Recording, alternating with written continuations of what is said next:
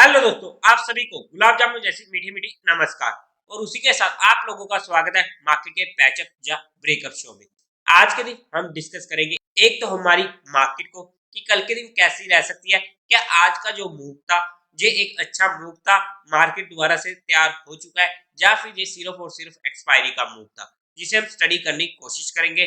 और उसी के साथ साथ कल के दिन होने वाली एक आईपीओ की क्लोजिंग, आजाद इंजीनियरिंग आईपीओ, जिस तरीके से आईपीओ के ऊपर खतरा मंडराया है, तो वहां पर क्या इस आईपीओ को सब्सक्राइब करना चाहिए या मेरा इसमें क्या पर्सनल डिसीजन होने वाला है, तो वहां पर उसे स्टडी करने की कोशिश करेंगे। और उसी के साथ साथ अगर देखते हैं कि आज के दिन किन किन आईपीओ का अलॉटमेंट आने वाला है, तो वहां पर मोती सन, सूरज एस्टेट, मथूट माइक्रो फाइनेंस और सहारा मैरीटाइम का आने वाला है।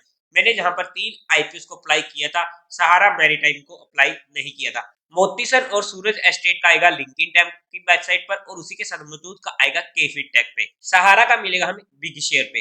लिंक जैसे ही आ जाते हैं मैं आप लोगों को टेलीग्राम चैनल पर अपडेट कर दूंगा। टेलीग्राम चैनल का लिंक आपको डिस्क्रिप्शन में मिल जाएगा, आप वहां से ज्वाइन कर सकते हो। और उसी के साथ साथ जिस तरीके से हमें इनॉक्स के आईपीओ में आज लिस्टिंग देखने को मिली है 43.89% की, वहां पर काफी हमारी एक्सपेक्टेशंस थी, लेकिन वही बात हमने डिस्कस करी थी कि हमें घबराना नहीं है।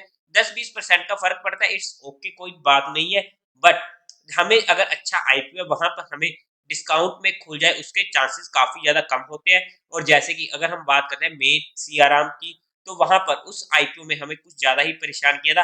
बट क्योंकि एसएमई आईपीओ पर इस चीज का ज्यादा इफेक्ट पड़ता है, तो वहां पर लिस्टिंग बेशक 20% पर हुई है, बट इंपॉर्टेंट थी कि डिस्काउंट में नहीं खुला है और वहां पर लोअर सर्किट भी नहीं लगा है। तो ये हमारे लिए एक पॉजिटिव पॉइंट हो चुका था, जिसकी वजह से कहा था कि अगर आईपीओ अच्छा है सामने, फिर हमें घबराने की दिक्कत नहीं है। घबराएंगे हम तब जब मार्केट में वर्स्ट कंडीशन आ जाएगी, तब तक के लिए कोई दिक्कत की बात नहीं है। बाय द वे, अगर हम आज के दिन का एफआई और डीआई डाटा की बात करते हैं, तो एफआई ने आज के दिन 1600 करोड़ की सेलिंग करी है, वहीं पर डीआई ने 1400 करोड़ की बाइंग करी है। नेट में फिगर फ्लैट सा है, बट एफआई की रेगुलरली सेलिंग अब आने लगी है। लेट्स सी कि कब तक आती है, या फिर ये दोबारा से बाइंग करने पर आते हैं। अब अगर हम बात करते हैं हमारे आईपीओ की, जिसकी कल के दिन होने वाली है लास्ट डेट, आजाद इंजीनियरिंग आईपीओ। अगर मैं इस आईपीओ में अपने पर्सनल डिसीजन की बात करूं, तो मैं इसे इजीली एचएनआई कैटेगरी में अप्लाई करने वाला हूं अपने हर फैमिली मेंबर के अकाउंट से। ये मेरा इसमें पर्सनल डिसीजन होने वाला है। और ऐसा क्यों है, वो हमने इस आईपीओ की रिव्यू वीडियो में चेकआउट किया था। क्या मार्केट में दिक्कत आने की वजह से मैं इस आईपीओ को छोड़ दूंगा? मैं तो नहीं छोड़ रहा, क्योंकि मुझे इससे फर्क नहीं पड़ रहा। मुझे जहां तक मेरी स्टडी कह रही है कंपनी अच्छी है, जहां पर मुझे लिस्टिंग गेन दे सकता है, तो मैं वहां पर अप्लाई करने की कोशिश करूंगा। बट ये मेरा माइंडसेट था, आप लोगों का माइंडसेट क्या है, आप लोगों का रिस्क फैक्टर क्या है, आपको उसके अकॉर्डिंग देखना पड़ेगा। बट कोई भी एक्शन बनाने से पहले एक बार अपने फाइनेंशियल एडवाइजर से कंसल्ट जरूर कर लीजिएगा। उसी के साथ साथ अगर हम बात करते हैं मार्केट की, तो यहाँ पर जो हमारी कल के दिन बात हुई थी कि हमें मार्केट में इमीडिएट सपोर्ट मिलेगी 21,030 के पास की, लेकिन मार्केट वहां पर गई और एक बार के लिए नीचे स्टॉप लॉस हंट करके ऊपर को आ गई। जैसे इसके ऊपर मार्केट ने सस्टेन करना शुरू किया, तो वहां से हमें इमीडिएट मूव मिल चुकी थी और हमारा काम हो चुका था। बट मेजर रेजिस्टेंस था हमारे पास ये, और ये अभी भी हमारे लिए कल के लिए रेजिस्टेंस बना हुआ है। जब तक मार्केट इसके ऊपर जाकर सस्टेन नहीं करती है, तब तक के लिए हमें देखना पड़ेगा, क्योंकि आज के दिन मार्केट ने वन साइड मूव दिखाई है ऊपर की साइड। बट क्या ये सीरियसली मार्केट दोबारा से रैली देने को तैयार है, या ये सिर्फ एक्सपायरी ड्रामा हुआ है? देखो, आज के दिन अगर मैं बात करूं, तो आज के सिनेरियो को देखते हुए तो यही लग रहा है कि जहां पर हमें सिर्फ एक्सपायरी ड्रामा देखने को मिला है। और ऐसा क्यों? क्योंकि ऑलरेडी जब मार्केट कल के दिन 500 पॉइंट्स नीचे गिरा, तो वहां पर काफी ज्यादा पुट सेलर्स ट्रैप हो चुके थे। तो वहां पर इन्होंने पूरा जोर लगाना था कि मार्केट को ऊपर लाने के लिए, ताकि इनका लॉस मिनिमाइज हो सके।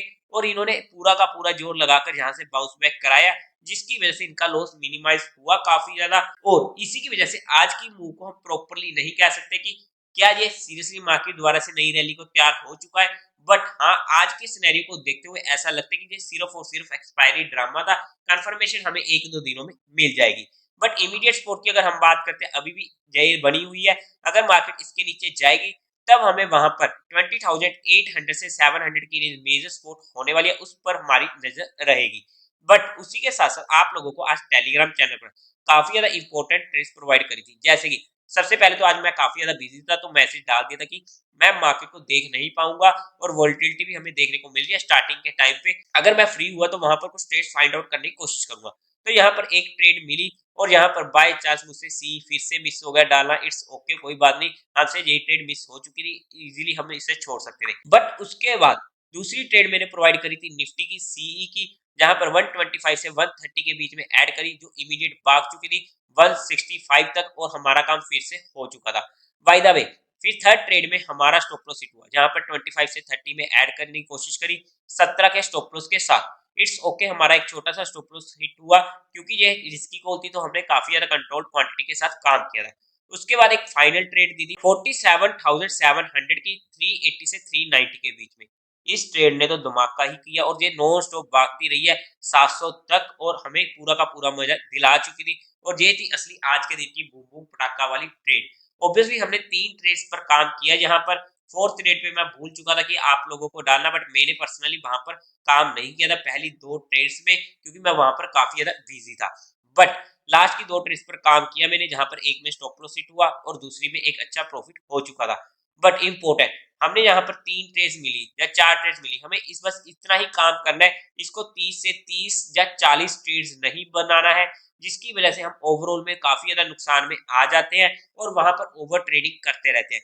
अगर हमें इस ओवर ट्रेडिंग को रोकना है तो इसे हमें खुद ही कंट्रोल करना पड़ेगा, कोई आके आपका यहाँ पर कंट्रोल नहीं करवा सकता है, ये आपको करना पड़ेगा। अगर आप नहीं कंट्रोल कर पा रहे हो तो ऑप्शन बाइंग को छोड़ दो, इट्स अ बेस्ट ऑप्शन। अगर आप कंट्रोल करके काम कर सकते हो तो करो, अदरवाइज फिर तो आपके लिए यही बेस्ट है कि आप ऑप्शन बाइंग छोड़ दो, वरना आप किसी ना किसी दिन तो ऑप्शन बाइंग छोड़ ही दोगे। उससे अच्छा कि आप पहले ही छोड़ दो, अदरवाइज अपनी ट्रेड्स को कंट्रोल कर लो। बस यही मैं इस चीज से शो करना चाहता हूँ। एनीवे, जहां पर किसी भी तरीके की कोई भी हमने इन्वेस्टमेंट की टिप या एडवाइस नहीं दी है, फिर भी अगर आप लोगों को ट्रेडिंग या इन्वेस्टिंग करनी है तो एक बार अपने फाइनेंशियल एडवाइजर से कंसल्ट जरूर कर लीजिएगा।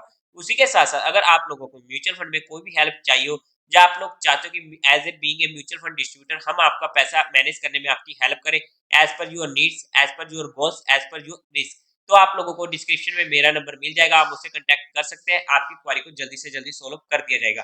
और उसी के साथ साथ अगर कोई इंपॉर्टेंट फिर से सेटअप बनता हो, मैं आप लोगों को टेलीग्राम चैनल पर अपडेट कर दूंगा। टेलीग्राम चैनल का लिंक आपको डिस्क्रिप्शन में मिल जाएगा।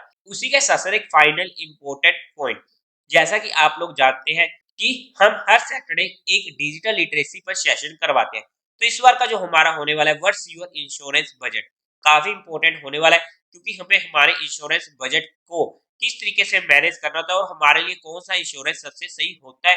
क्या महंगा इंश्योरेंस ही सबसे बेस्ट होता है या क्या सस्ता इंश्योरेंस ही सबसे बेस्ट होता है, दोनों ही अच्छे नहीं होते हैं। तो वहां पर कौन कौन से फैक्टर आते हैं, तो इस बेस पर हमारा कोई भी वहां पर डिसीजन बनता है। तो वहां पर किस तरीके से हमें हमारा इंश्योरेंस बजट बनाना चाहिए और एज पर नीड क्या जो हमारे पास इंश्योरेंस है वो हमारे लिए सफिशिएंट है।